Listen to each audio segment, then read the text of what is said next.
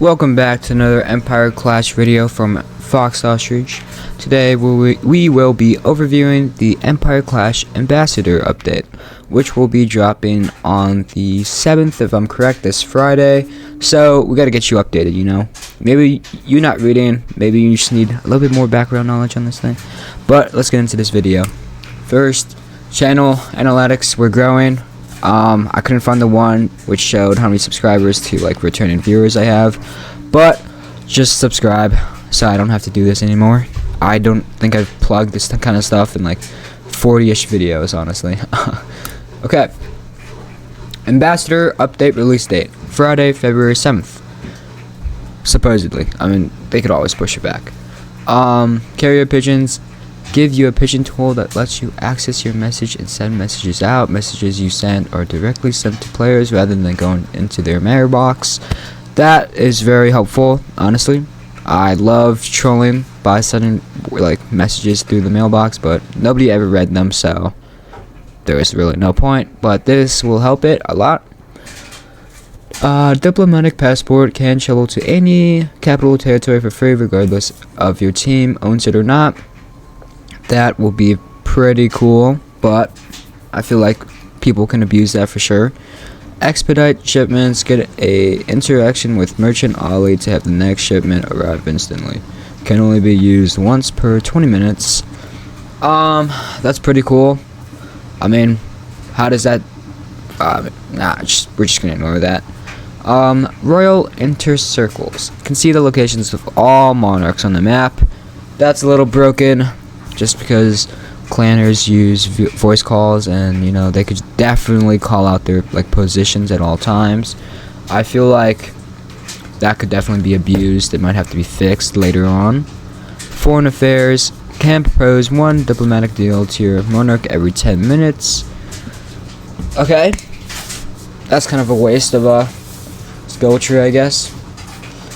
Domestic affairs can propose your monarch one edict to be added or removed or decreed to be passed every 10 minutes. Kind of useless. Encourage workers. Boost any shop to double its industry efficiency gain. This can only be active at one shop at a time. That will be helpful when we go over the industrial efficiency gain. That's in the next slide, if I'm correct. But that is pretty helpful. That's not a bad skill tree, I'll say myself. Ransom broker can interact with the jail levers to give an offer to the enemy warden to ransom all of your team's current prisoners.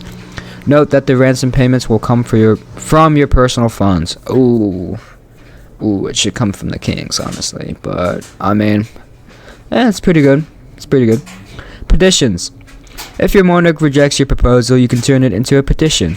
If enough team members sign, the monarch is forces to pass a resolution. Only one petition can be active simultaneously. War declarations cannot be petitions. Okay, that's really good. But yeah, that's actually like really good. Moving on. Industrial efficiency explained. This is a new concept that they're adding. They will be adding it to the game in the Ambassador update. And basically, the more a shop is crafted in, the more effective it will be. Each item crafted will add 2% efficiency. If the shop is max level, each crafted item will add 4% efficiency. Shops will lose efficiency if the shop is robbed, 10% loss, or territory is captured, 100% loss. So basically, you gotta take care of your shops. Efficiency will start at 0% at the beginning of the round and raise up to 100%. At 50% efficiency, all crafting costs are reduced by 10%, and all crafting steps are reduced by 1. At 100%, reduced by 20%, crafting steps are reduced by 2. One crafting step and one item will always be required, regardless of efficiency, to prevent things from breaking. That's a really cool concept that will be very helpful for clans who like mass producing stuff to sell. That will definitely boost money for some people if you know how to get a lot of money off of crafting and selling stuff.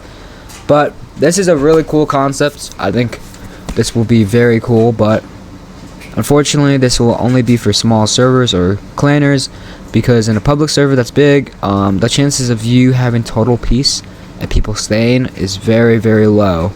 And also the chances of someone like actually listening to you and getting supplies for you, very low.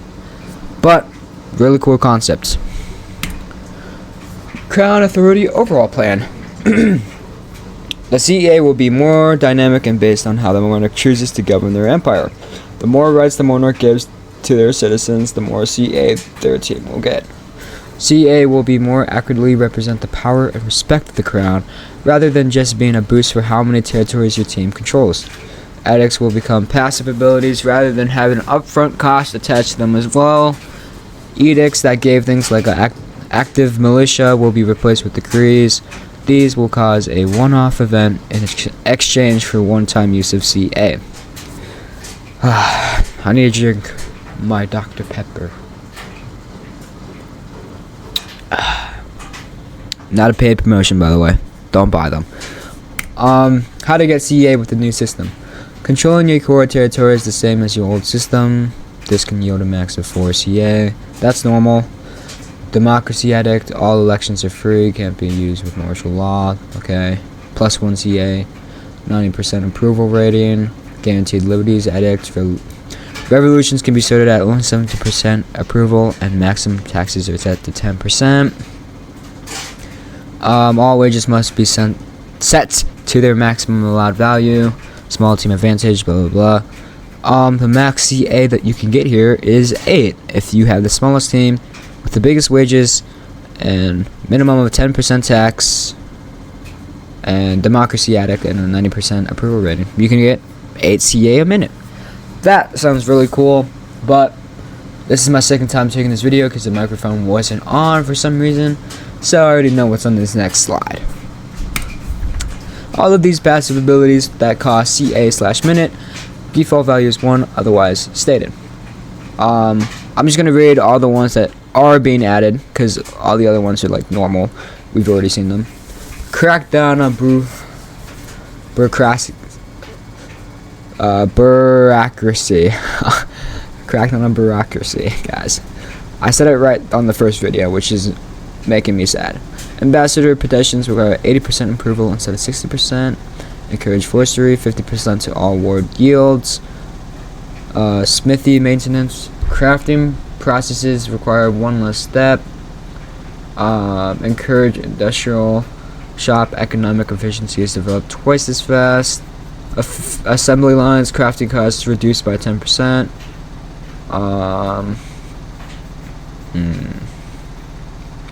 Let me see here. Is there anything else new here? I don't think there is. But those are all the new ones. They are mainly focusing on the industrial stuff, on the industrial side of stuff. Decrees.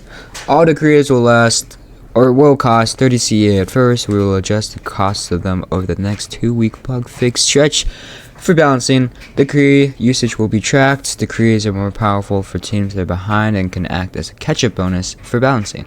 It also allows for more strategy when it comes to planning expansion. No surrender. For 10 minutes, your team members will be killed instantly instead of being down, but get a 10% damage boost. Your team must have 3 territories or less to enact this. Last minute defenses. All gates of your empire will be repaired. Scholarship programs. Generate 2 free blacksmith slots and 2 free doctor slots for each territory on the map you do not control. Active militia. All civilian classes on your team will receive a prompt asking if they wish to change the footman for free. It should be changed, not chance. That right there is a really, really broken decree. Okay, I would be exploiting that honestly before the 2-week bug fix stretch is over. Empty royal armory adds 2 free muskets to the quartermaster for each territory on the map you do not control. I would also be abusing that. I mean, what is that, like 20 free muskets for only having like 1 territory, dude? Like, that is crazy. That is 20,000 right there. Earn the right to work. Any peasant caught begging in the next 15 minutes will be automatically marked for arrest. That right there shows that Shoe Mama loves this game, man. I mean, like, that meme's been around for like a couple years now or something, and they're finally adding it to the game, which is pretty crazy. Crown exponentiary. Oh my gosh. Don't drink Dr. Pepper, guys. Jeez. Crown exponentiary force. Gain 2 random free military slots for each territory in the map you do not actively control. That is also really, really broken. I I would be abusing that too. Industrial boom, add 50% to industrial efficiency to all shops. Self-righteousness, create a statue of yourself in the middle of the capital, only to be added if time allows. That right there is the greatest decree I've ever heard.